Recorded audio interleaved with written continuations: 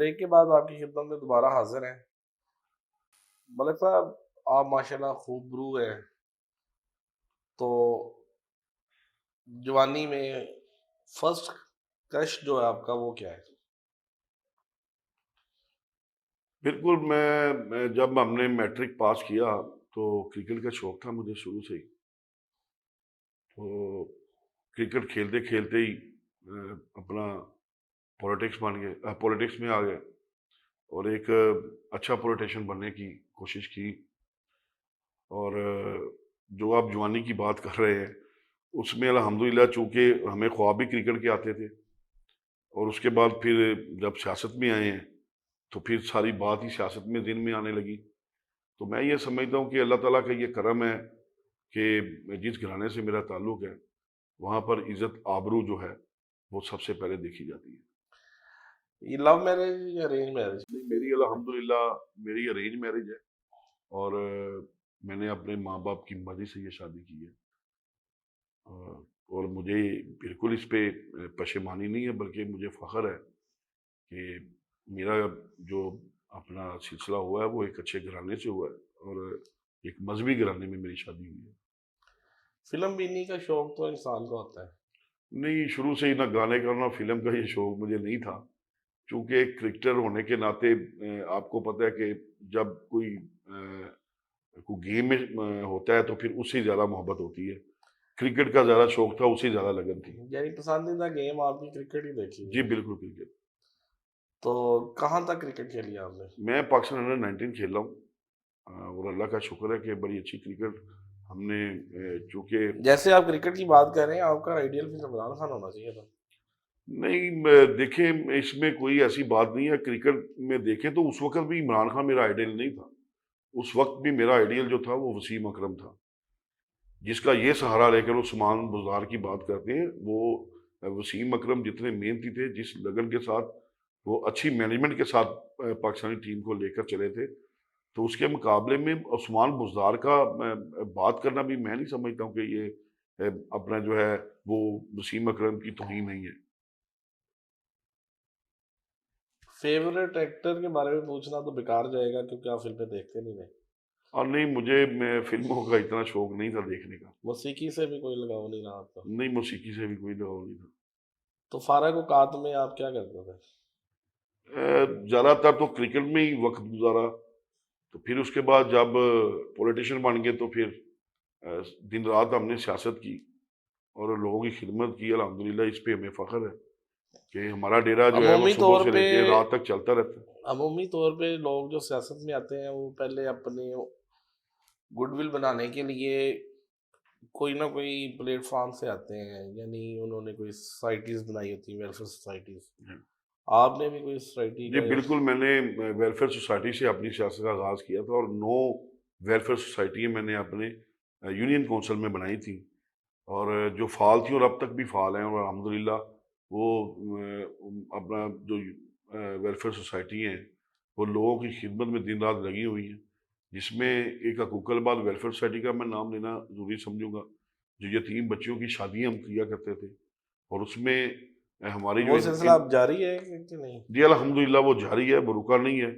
اس میں اب بھی جو ہے وہ ایک دوست کا صرف اس میں معاملہ نہیں ہے، بلکہ سب دوست اس میں شامل ہیں۔ مطلب اکثر آپ تقریروں میں شاعری کرتے ہیں، کوئی پسندیدہ شاعر بھی ہے یا بس؟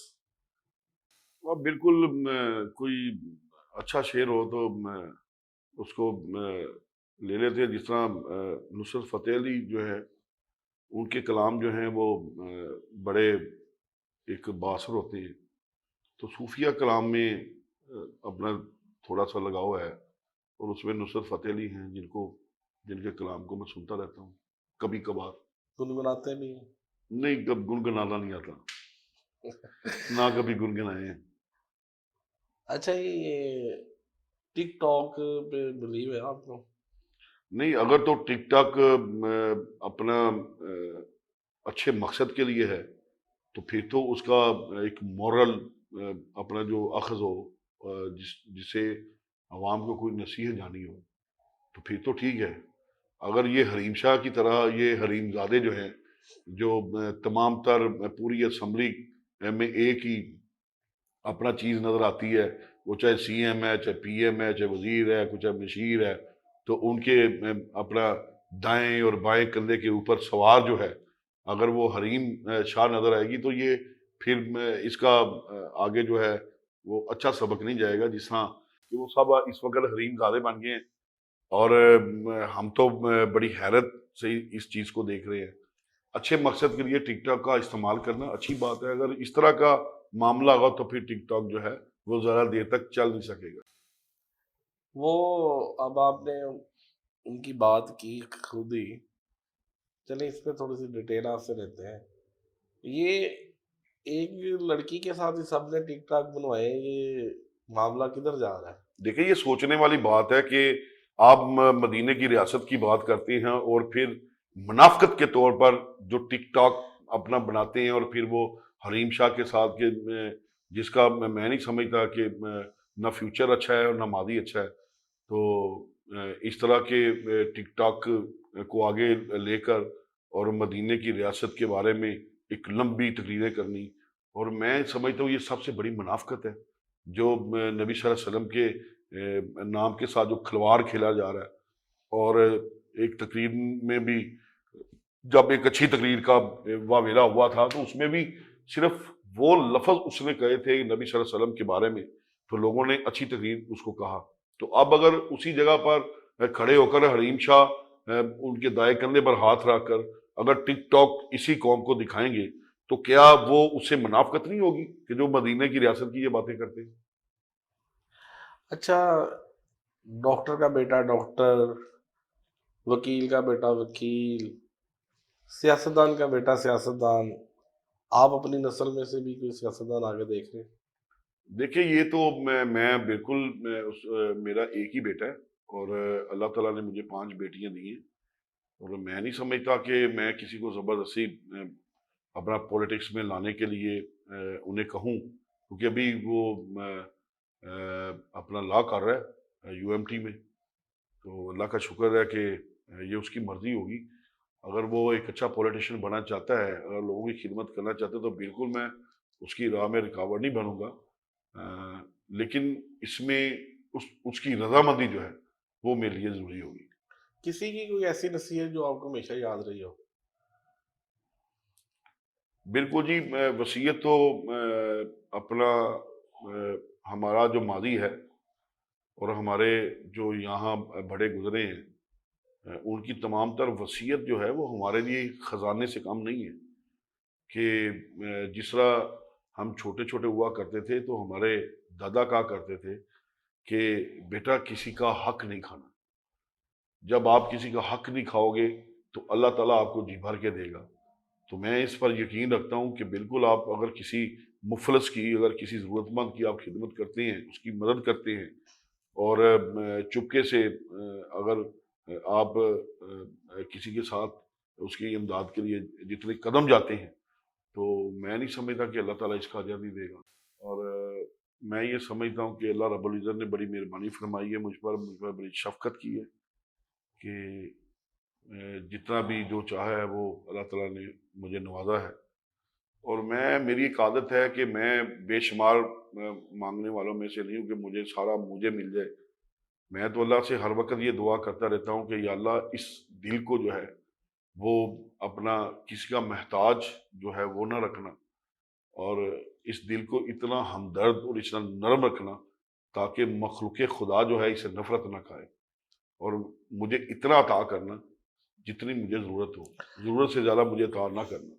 میں یہ ہمیشہ دعا مانگتا رہتا ہوں۔ آپ کو اکثر و بیشتر ملاقات میں دیکھا ہے آپ بڑے سیٹسفائیڈ اور بڑے مسکراتے ہوئے ملتے ہیں، اس کے پیچھے کیا راز ہے؟ یہ اللہ کا حکم بھی ہے کہ میرے نائب کے ساتھ اگر محبت کرو گے تو میں تم سے محبت کروں گا۔